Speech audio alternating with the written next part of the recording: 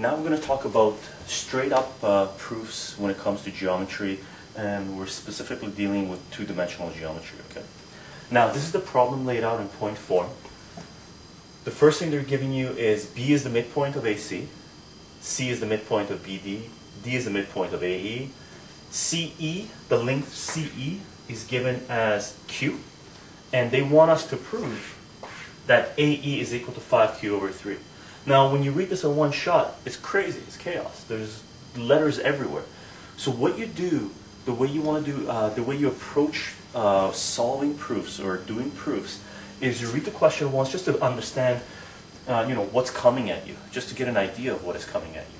Then what you do is you go back and you take each point on at a time and draw the diagram if you want, if you need to, or think about the problem if you need to, so you can break it down properly to deal with whatever you need to prove. So let's go to the first point. This is the first thing we're going to think about. B is the midpoint of AC.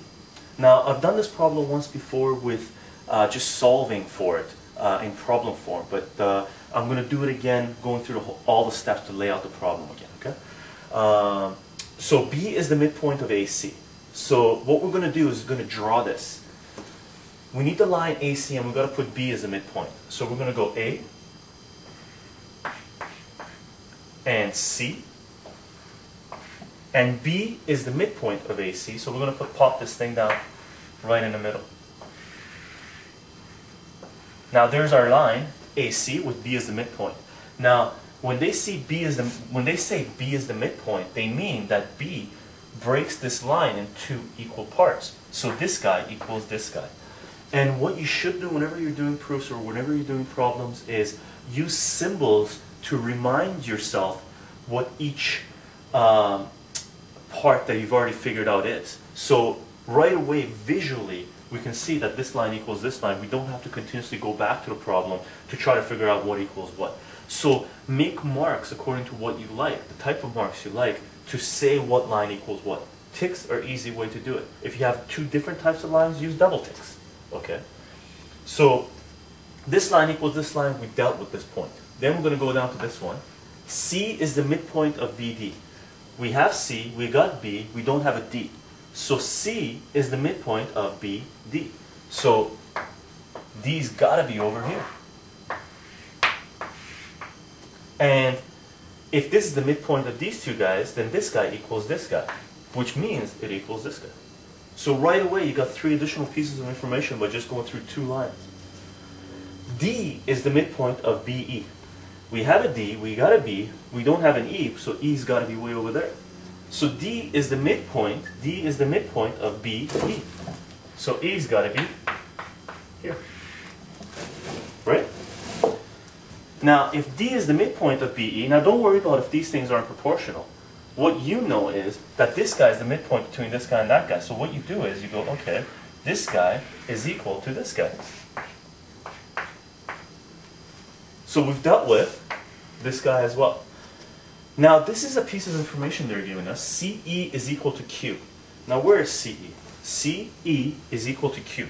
I'm just going to move this guy up a little bit so our line doesn't go through it. So CE is equal to Q. What we've done right now is transferred the whole problem into visual form so we can deal with the question that they're asking us to prove this thing. So right now what you could do is step back and take a look at this stuff and figure out what you need to what you need to find out. AE is equal to 5Q over 3. We have to prove this. This is what we need to prove, so we're going to have to start from one of these pieces of information. Okay. Now let's take a look. What are we going to start out with? Well, take a look at this. This guy is equal to this guy, but we don't know what this guy is equal to.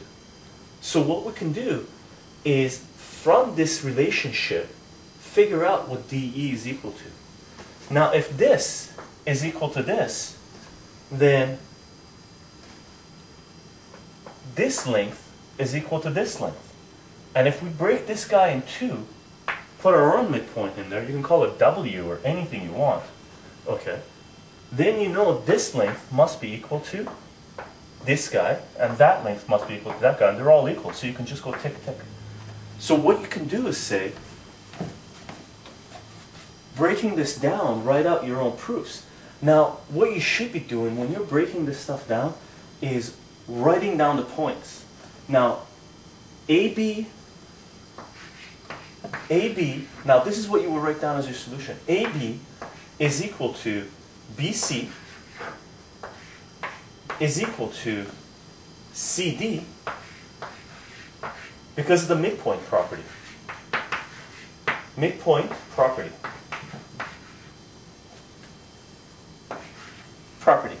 Okay.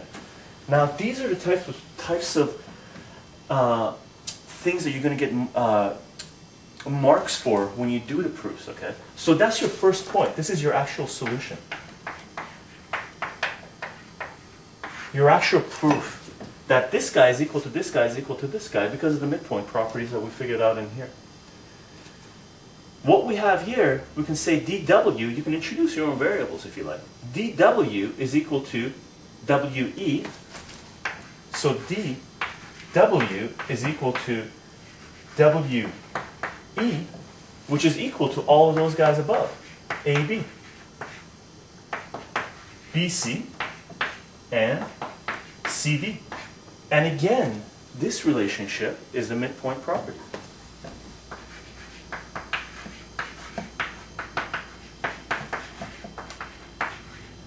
Whenever you do proofs, the way it works is you make a statement and you give the reason why the statement is valid. So that's your statement, and these are our reasons why the statement is valid. So right now we've got all these guys. Well, all we have to do is figure out what each one of these equals to, because once we do that, all we do is just multiply by 5 of these, because there's 5 of them. 1, 2, 3, 4, 5. So how are we going to figure out what one of these guys is in a form that's in the question, in the proof? Now in the proof they're using Q, so we have to go back to Q. Now we take a look at Q, we say, okay, how are we going to use Q to figure out what each one of these is? Well, the length from here to here is Q. And this length is broken into 3 different segments. So each one of these segments must be Q divided by 3.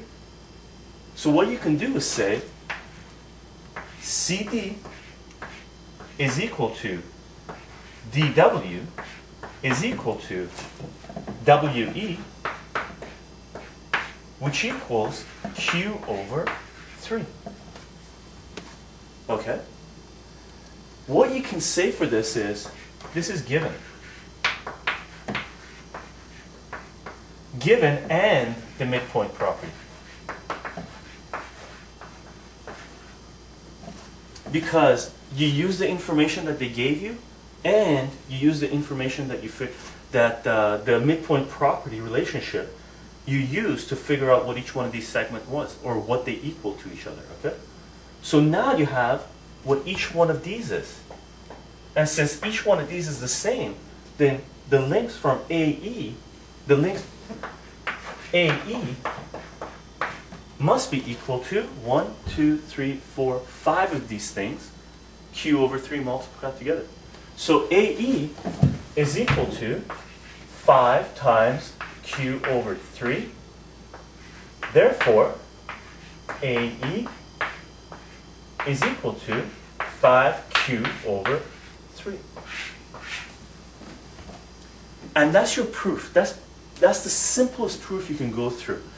It's basically the way you should think about proofs is it's you laying down the thought processes that you're going through trying to figure out what something is. Okay?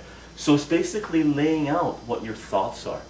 And that's the power of proofs, because it allows you to quantify your thoughts in an orderly fashion that anyone coming up here would be able to follow and come up with the same answer, so they would understand it. Okay. Now this is 2-dimensional proofs. I'm going to go ahead and go into, actually this is 1-dimensional proof, sorry, because this is in 1 dimension, it's just on a straight line. What we're going to do, we're going to go into a 2-dimensional proof. which is the x-axis and the y-axis, and deal with that, okay? And that's going to be coordinate geometry. This guy had no coordinates involved with it.